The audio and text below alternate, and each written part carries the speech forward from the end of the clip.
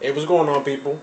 You know me, I'm Lazy J. Vinyl Word is my little weekly joint. I didn't do it this week, but anyway, that's another story. MyWordIsVinyl.com, that's the site. I actually wanted to kind of give you a little tour of my place, my own version of Cribs, but I'm not gonna show you too much going on, in the place. Anybody that knows me knows I'm a diehard Mets fan. As you can see, is a little sample of some of the stuff I got in terms of like memorabilia, or whatever. See the hat. So whatever. And here's where I do all my stuff. I actually took off the slip mats for now. Excuse me, because I really wasn't doing nothing, and I don't really like keeping them on there for too long.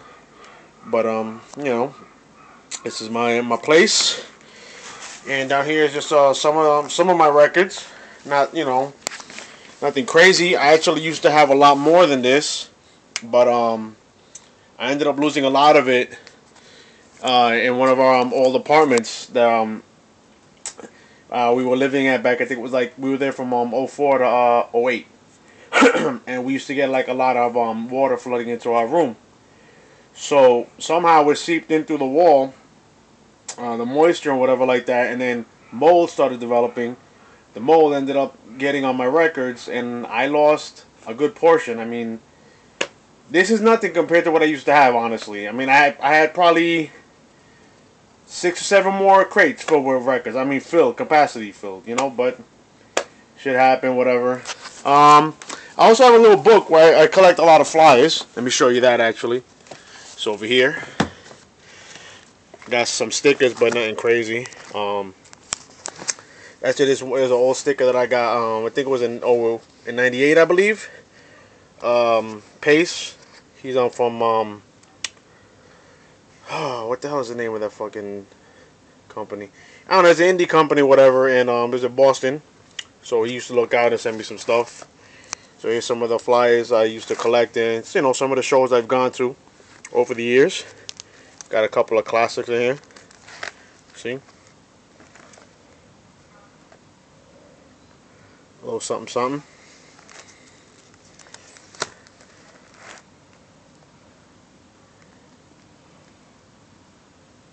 And right there. I remember Stretch used to have a show over at the Buddha Bar. He used to do, if I'm not mistaken, it was on Mondays. It was by I think on Spring and Varick, and then he used to rock on the weekends sometimes over at Club Vinyl. I used to frequent that spot a lot. Um, Actually, Eclipse was actually one of the ones that introduced me to Stretch. One of the first times I went over there, so that was cool. He's a cool dude. Definitely was playing some joints that night. Very chill individual. So you got a lot of different things. See? Tramps. I know a lot of people remember Tramps. You know, some of the old New Eurekan Poets Cafe flyers. So there you go. That's another one of Stretch's parties he used to do at Planet 28. Here's some other ones, bragging rights. And we got like beat battles, DJ battles, stuff like that. Flyers from when albums will be dropping and stuff. You know, another little joint over at the New Eurekan. Another Tramps flyer. That's a classic one actually from Tramps. That was a great show, by the way. Cold Flow, another Tramps flyer, and a bunch of the other ones I got. Besides the Two Hungry Bros. See, I got a lot of shit over here. I mean, this is my thing. I mean, you could ask J57. He used to laugh because I used to go in there. I mean, aside from copping vinyl, of course, and just hanging out, but I used to just go by the flyer section and just grab like a bunch of different things. I still got the program. This is actually from a show from last year that I went to. Susio was DJing. Ment Plus. Ralph McDaniels was there. Daniel Joseph performed. Elder Sensei performed. It was dope. Here's the program for Brooklyn Hip Hop Festival from '08. That was another dope one. If I'm not mistaken, KRS was the headlining act in that one. So yeah, that was dope. Hopefully this year should be nice. Another thing I'm into that I'm sure a few people have noticed before, I'm into graffiti very big time. I've been rocking since like '89. It's like a little sample of some of the joints I've done. It's all my work, you know.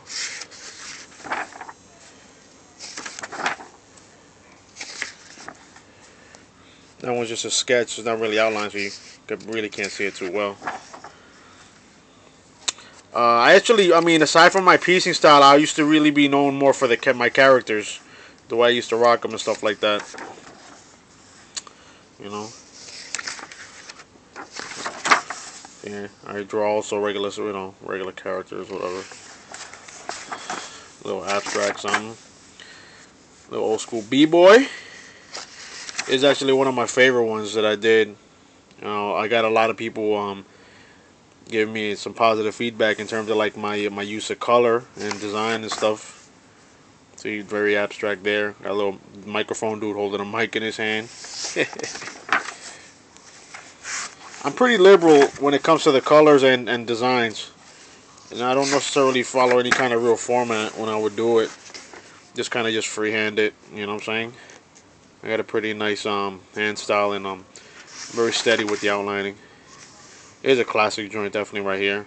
Old school style. And little Boba Fett sketch I did right there. That was kind of cool. Yeah. Actually, let me show you a couple of the records I got. You know, some old joints. Just put this to the side. This crate actually over here is like a lot of like my promo records. I'll show you. Or like they were white labels and I had to like kind of write on it. Like this one, for example. This is Royal Flush and All City. The Royal Flush record that's on this one is Move On Your Weak Production, and then Who Dat by All City. Then the other side is La the Dark Man, and that one actually has As the World Turns and I Want It All. I got 2 copies of that one. Fast Life Remix from Nas and Cool G, of course, and then the Check the Bitch. This is actually an unreleased record because this was actually supposed to be on one of his albums. This piece of vinyl actually came out around the time when 456 had dropped, like maybe like a few months after that, if I'm not mistaken. Here's another one. This is actually some of the joints from that DJ Crush album, Big Shug, CL Smooth, The Roots on it, and then this is the another white label. This is the Large Pro. Then the other side was the remix, the Funkorama from Redman and Rick Sermon. That's a nice one. There's actually a little mini EP from Rakim. Got a lot of unreleased joints. Some records actually, and some of those ended up coming out, I think, on the when he did his little return business in what was that, a 97, 98? And but it's different versions on the album though. Is Natural Elements, a 2 Tons joint. I have the regular version that came out in the stores, but this is the white label for it. Got this one, Cellar Dwellers, Main Aim. This song was actually on the Soul in the Hole soundtrack, and then the B side is ODB and the Alcoholics, Hip Hop Drunkies. That was actually off the Alcoholics album. Let's see. This one right here is actually an unreleased joint from Smith & Wesson. This was actually between when they came out with The Shining and what's that other album they dropped with Black Trump. I forget the name of it, but yeah, that's the dope record. That's that Nothing Move But the Money. Then I got this joint, Cormega Fuck Nas, B-side of Screwball, On Point.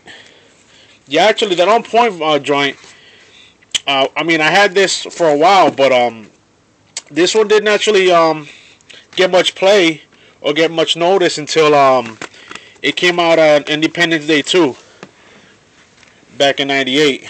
And here I got some Tommy Boy test pressings. Got like Self Scientific, Day Logic, Masters.